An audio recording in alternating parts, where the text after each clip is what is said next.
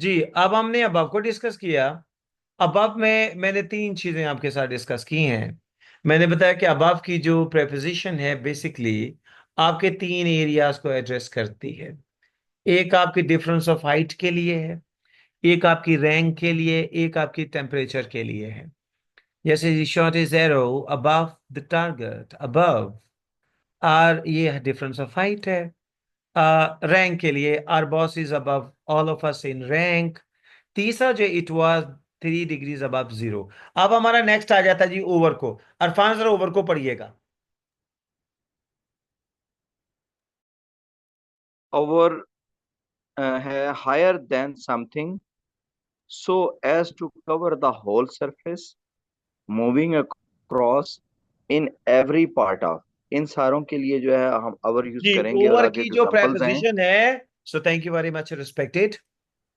जी sir. देखिए जी, over की प्रेपोजिशन के डिफरेंट एरियाज हैं। पहला एरिया जो मैं डिस्कस करूंगा वो ये हायर देन समथिंग।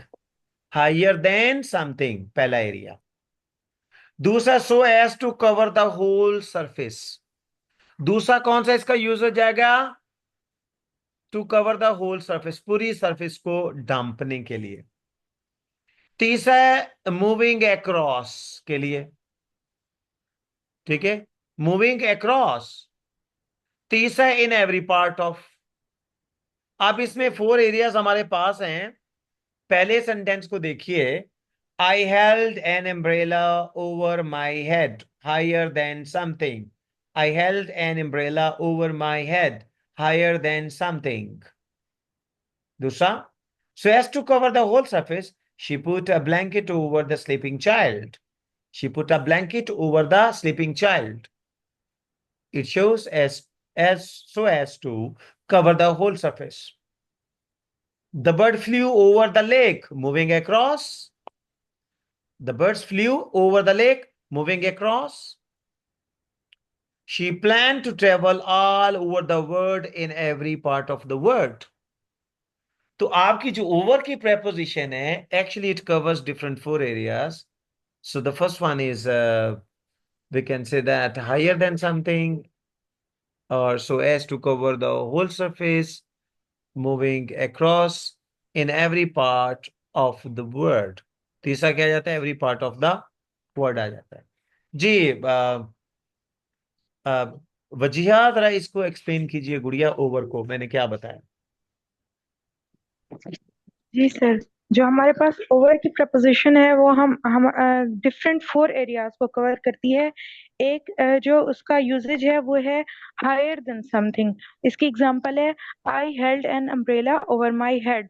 के ओवर हायर देन समथिंग के इस्तेमाल में ओवर माय हेड के तौर पर इस्तेमाल हुआ है।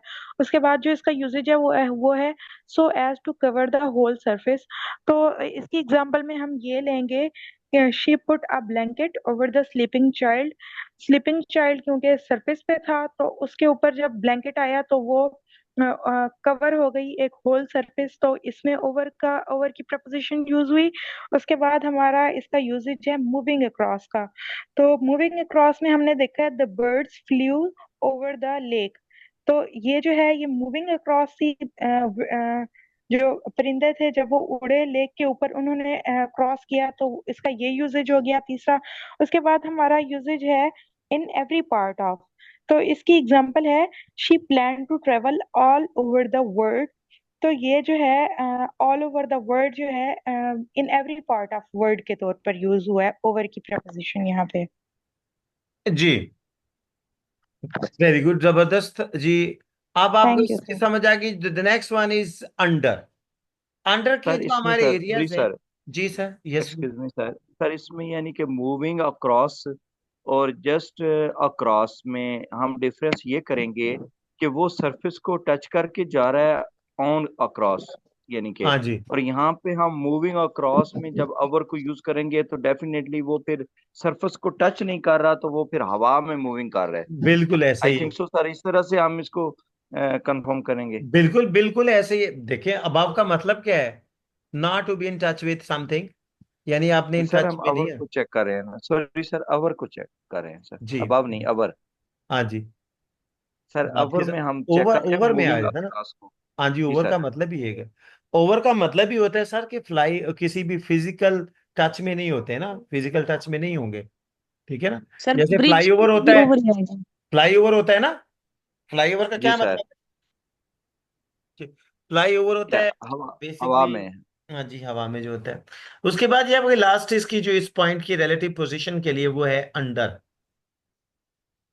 अंडर के लिए कवर्ड है, प्रोटेक्टेड और कंसील्ड है, सब्जेक्ट टू अथॉरिटी है। पहला इसका क्या है, कवर्ड की सेंस में। किस सेंस में आता है, कवर्ड की सेंस में। दूसरा प्रोटेक्टेड और कंसील्ड है।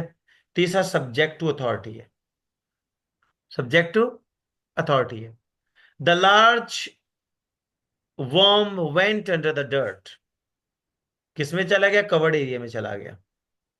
जो कीड़ा था ना, वो कवर्ड एरिया में चला गया। प्रोटेक्टेड और कंसील्ड के लिए, the cat hid herself under the table.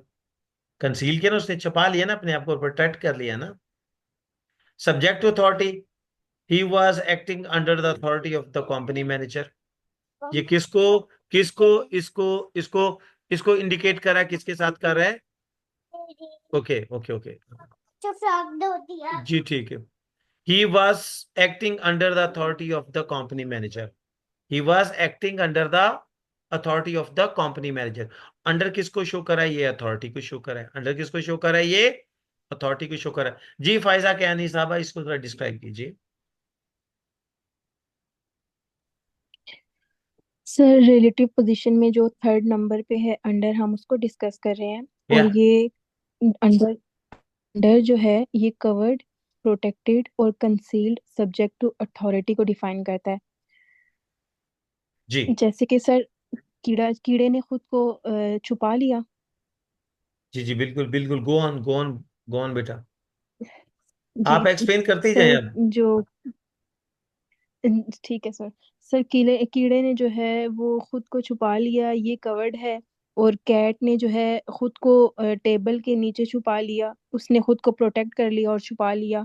और जो सब्जेक्ट अथॉरिटी है कि जो एक मैनेजर है वो, ही was acting under the authority of the company manager. वो कंपनी में एज अ मैनेजर काम कर रहा है और ये अथॉरिटी को शो करता है। जी बिल्कुल ऐसे ही है। जी आप जरा इरफान साहब, आप मैं वो नहीं देख रहा हूं उनको, इरफान जुल्फकार साहब, सॉरी आप जी सर। देख रहा हूँ आपको। आप इस पे बोलेंगे कुछ।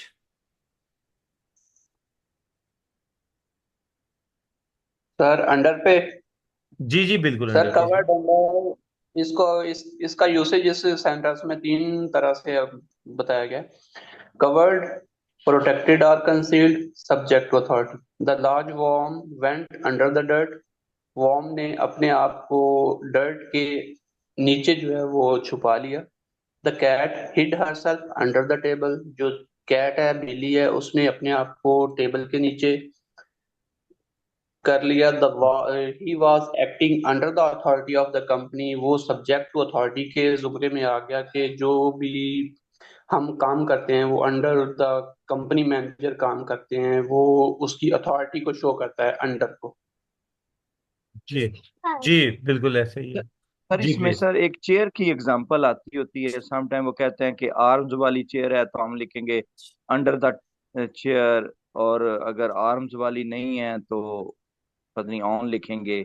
सर वो क्या सेंस होता है।